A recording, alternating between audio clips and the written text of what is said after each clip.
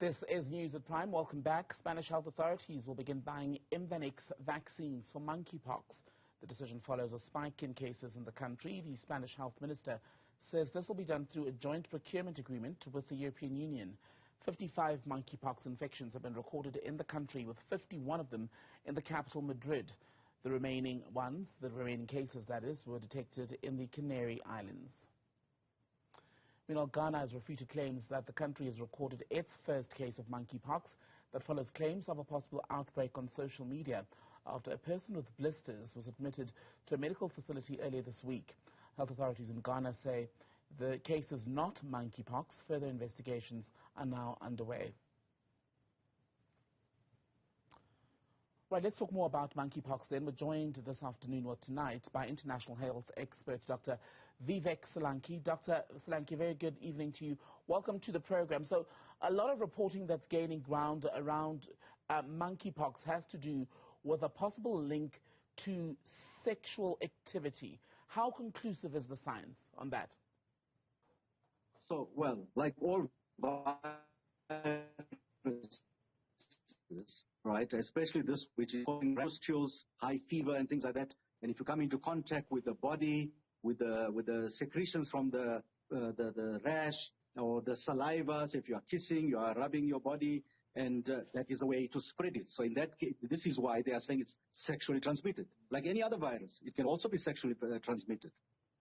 And that's not to say, of course, that that is what people should be looking out for most. The issue is how close people are, right? Yes, correct. Not at all. So it's not only sexual contact, any form of contact, any close contact. If you touch the person, if you sleep on the same bedding, if you share the clothes which are contaminated with the virus, you are going to be able to catch it. Doctor, I'm curious to get your views on the sexual element, because we know that sexual and reproductive health often, still years later, whenever the issues come up, there's a lot of stigma, a lot of misconception.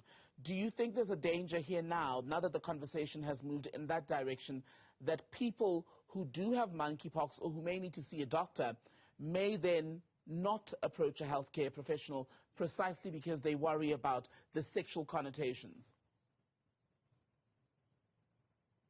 Well, it is unfortunate, because initially this virus, the person that caught it was traveling from Nigeria back to the UK.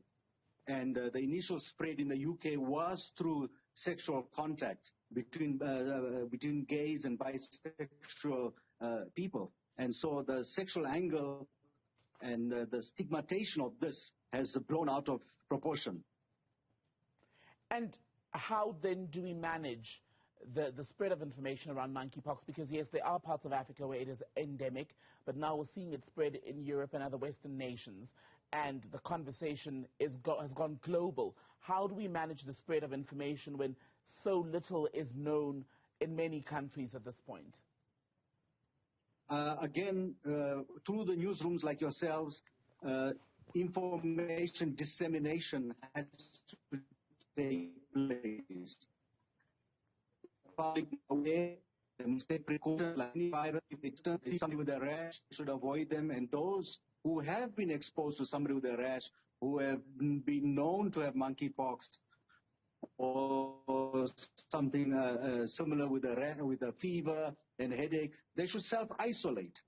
We are suggesting that the self-isolate mild virus, and it's got a mortality of less than 1%, and they can isolate at home and take precautions and individual responsibility. And this is the one way we're going to prevent spreading this virus. And how long should isolation be? I mean, with COVID-19, which is by no means similar to monkeypox, we initially started with the 14 days and now 7 days in South Africa. For monkeypox, what would be a fair amount of time to isolate?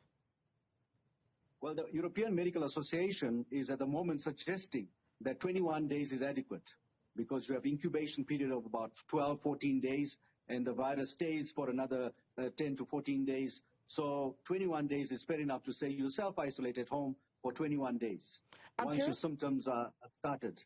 I'm curious, Dr. Solanki, about the incubation period. How infectious are people before they start to look physically ill? So once a fever, it starts with a fever once you're exposed to it. If you touch somebody with saliva or the secretions or something like that, it starts with a fever. That's very common. You have a headache.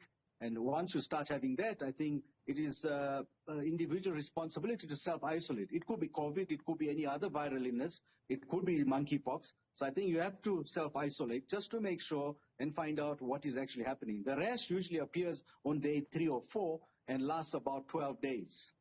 And in terms of treatment, yes, you said it's in the main not likely to kill most of the people who become infected. But are healthcare professionals across the globe, in South Africa and in other parts of the world, do they all possess the knowledge and the skill to A, be able to pick it up, and B, know what course of treatment to prescribe? So first of all, this is very similar to what we used to have in the past, called smallpox. It's related. It's one of the orthopoxes, and there are 4 orthopoxes. There was the chicken pox, we have the smallpox, we have a cowpox, and we have the monkeypox as well. So the medical fraternity is well aware of this. They know how to manage it. There is no cure for it, but we know how to manage this. Usually it's 99.9% mild disease. Most of the people who catch it may not even develop a rash or be aware of it. Those who become symptomatic have to be managed at home with the simple anti-inflammatories, maybe calamine lotion, and a very small proportion where we say take caution are the pregnant women, the young children, those with a compromised immune system. They may need further treatment, supportive treatment, what we call supportive treatment. Maybe IV drips, antihistamines, some anti-inflammatories, and to help them. Further to that, if the illness is quite severe in that minute cases, antiviral drugs may be needed as well. All right, Dr. Vivek Solanki, international health expert. Good to speak to you, sir. Thank you very much.